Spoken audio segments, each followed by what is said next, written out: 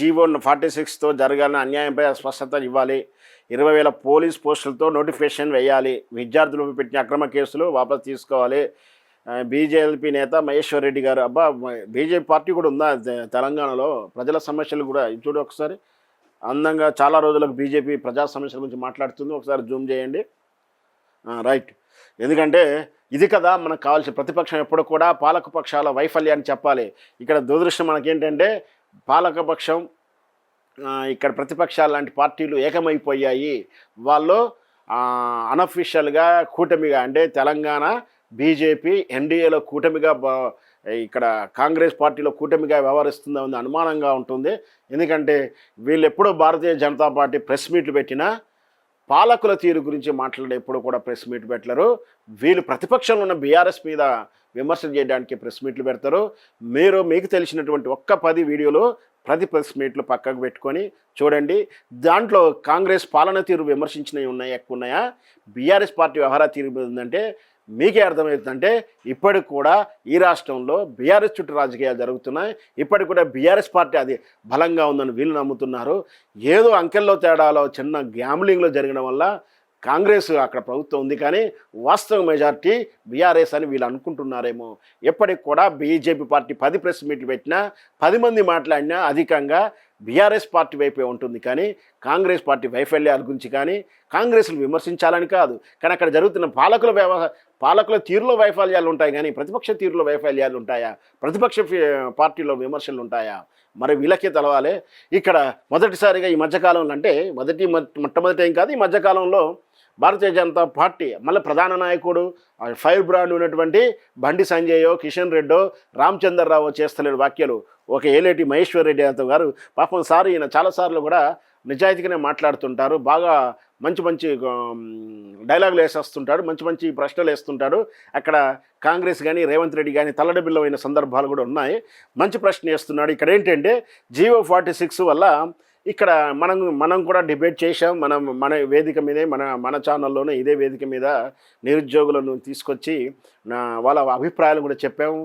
ఇక్కడ జరుగుతుంది ఏమిటంటే నిజంగా ఇక్కడ బహుశా 20,000 పోస్టులు అన్నారు కదా, 20,000 పోస్టుల దాకా పోలీస్ డిపార్ట్మెంట్లో వేకెన్సీలు ఉన్నాయి.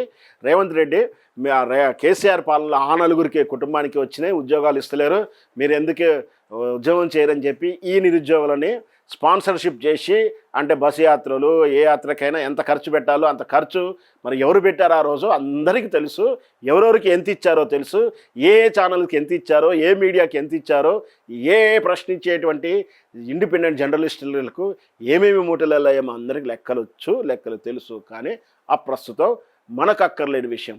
అయితే ఇక్కడ నిరుద్యోగులు నమ్ముకొని ఇంటింటికి తిరిగి ఉద్యోగాలు ఇప్పిస్తారని చెప్పి మిమ్మల్ని మార్పు కోరుకొని మిమ్మల్ని అధికారంలో కూర్చోబెడితే మీరు చేస్తుంది ఏమంటే 20,000 ఉద్యోగాలు కాదు, హైదరాబాద్ రంగారెడ్డి జోన్ దగ్గరలో ఉన్నటువంటి విధానానికి మాత్రమే ఎక్కువ ఉద్యోగ వేకెన్సీలు ఇచ్చారని తెలుస్తూ ఉంది.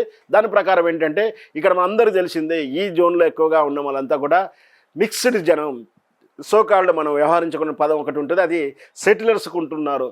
సో ఇక్కడ ఫ్రీ జోన్ లాంటిది అన్నట్టుగా చెప్పాలి. అట్లాంటప్పుడు ఉద్యోగాలన్నీ కూడా గ్రామీణ స్థాయిలో, ఏ నిజామాబాదు భూపాలపల్లిలో, ఎక్కడో ఖమ్మం అడవుల్లోనో, భద్రాచలం అడవుల్లోనో, ఇక్కడ ప్రాంతంలోనో ఎక్కడెక్కడో వాళ్ళు గిరిజనులు, ఎస్సీ ఎస్టీలు, బీసీ సామాజిక వర్గం వాళ్ళు, పేదవాళ్ళు పోలీసు ఉద్యోగానికి కోసం ఇన్ని సంవత్సరాలుగా వెయిట్ చేసిన వాళ్ళకి వేకెన్సీలు లేకుండా ఈ పట్టణ నాగరికత వాళ్ళతో పోటీ పడి ఇక్కడికి వచ్చి చేయాలంటే వాళ్ళకి అన్యాయం అయిపోతుంటుంది అనేది వాళ్ళ వాదన. సో అట్లాంటి దాన్ని ఇక్కడ 20,000 పోస్టులతో ఇవ్వాల్సి ఉంటే ఇక్కడ వాళ్ళు మంచిగా స్పష్టంగా చెప్తున్నారు, మీ 5,000 పోస్టులు మాకు అక్కర్లేదు, మిమ్మల్ని అభ్యంతరం చెప్పాం, కానీ మా వైపు పోస్టులు కూడా వేయండి అంటున్నారు. అంతకన్నా న్యాయం, ధర్మం ఇంకా ఉంటుందా? మీ 5,000 పోస్టులు రద్దు చేయండి, ఇక్కడ మాత్రం వేయండి అంటలేడు కదా. ఇంత న్యాయంగా మాట్లాడుతున్నా కూడా బుల్డోజర్గా వెళ్ళిపోతూ ఉంది. ఇది ఖచ్చితంగా మళ్ళీ చెప్తా ఉన్నాం, దీని రిమోట్ కంట్రోల్ ఎక్కడ ఉందో మనకు తెలుసు. ఇక్కడ వీళ్ళ రిమోట్ కంట్రోల్ ఉంటే అమరావతిలోనో, ఫిలిం సిటీలోనో ఉంది.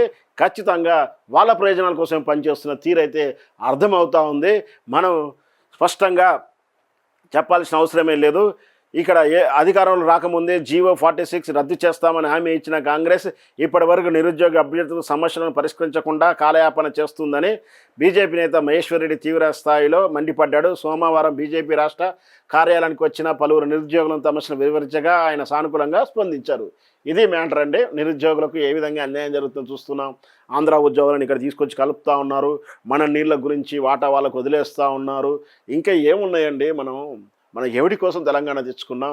ఇక రేపో మాపో కరెంటు మీటర్లు వస్తాయి, పవర్ కప్ హాలిడేస్లు వస్తాయి. ఖచ్చితంగా మనకి ఎన్నికల వరకు మహత్తరమైనటువంటి ఆ పథకం కూడా మనకు వస్తుంది. వేచి చూద్దాం. GO46తో జరగాలని అన్యాయంపై స్పష్టత ఇవ్వాలి. 20,000 పోలీస్ పోస్టులతో నోటిఫికేషన్ వేయాలి. విద్యార్థులపై పెట్టిన అక్రమ కేసులు వాపసు తీసుకోవాలి. బీజేపీ నేత మహేశ్వర్ రెడ్డి గారు. అబ్బా, బీజేపీ పార్టీ కూడా ఉందా తెలంగాణలో? ప్రజల సమస్యలు కూడా చూడు ఒకసారి. అందంగా చాలా రోజులకు బీజేపీ ప్రజా సమస్యల గురించి మాట్లాడుతుంది. ఒకసారి జూమ్ చేయండి. రైట్. ఎందుకంటే ఇది కదా మనకు కావాల్సిన. ప్రతిపక్షం ఎప్పుడు కూడా పాలకపక్షాల వైఫల్యాన్ని చెప్పాలి. ఇక్కడ దురదృష్టం మనకేంటంటే పాలకపక్షం ఇక్కడ ప్రతిపక్షాలు లాంటి పార్టీలు ఏకమైపోయాయి. వాళ్ళు అనఫిషియల్గా కూటమిగా, అంటే తెలంగాణ బీజేపీ ఎన్డీఏలో కూటమిగా, ఇక్కడ కాంగ్రెస్ పార్టీలో కూటమిగా వ్యవహరిస్తుందా ఉంది అనుమానంగా ఉంటుంది.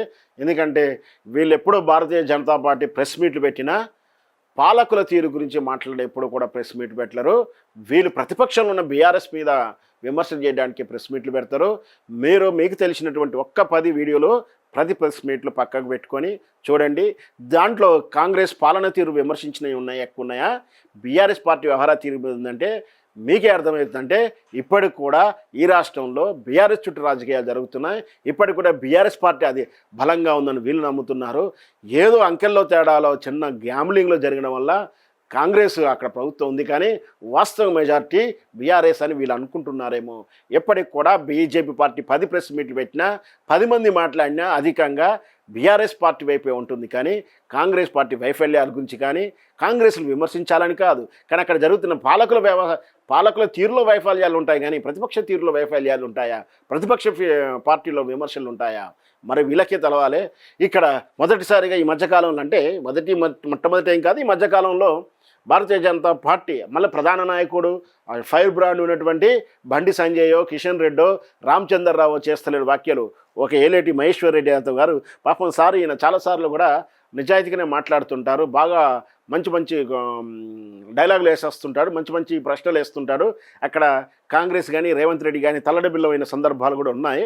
మంచి ప్రశ్న వేస్తున్నాడు. ఇక్కడ ఏంటంటే GO46 వల్ల ఇక్కడ మనం కూడా డిబేట్ చేశాం.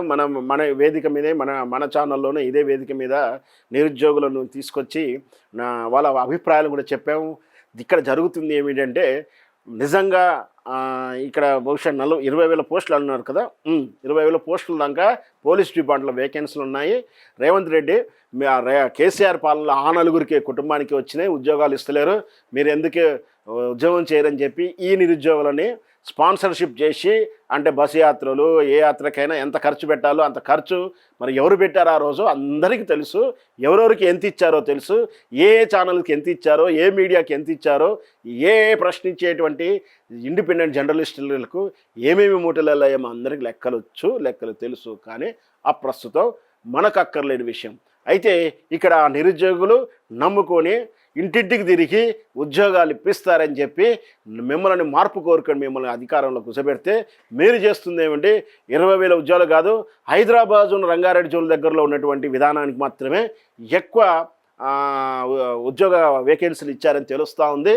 దాని ప్రకారం ఏంటంటే ఇక్కడ మనందరికీ తెలిసిందే, ఈ జోన్లో ఎక్కువగా ఉన్న వాళ్ళంతా కూడా మిక్స్డ్ జనం, సోకాల్డ్ మనం వ్యవహరించుకునే పదం ఒకటి ఉంటుంది, అది సెటిలర్స్కు ఉంటున్నారు.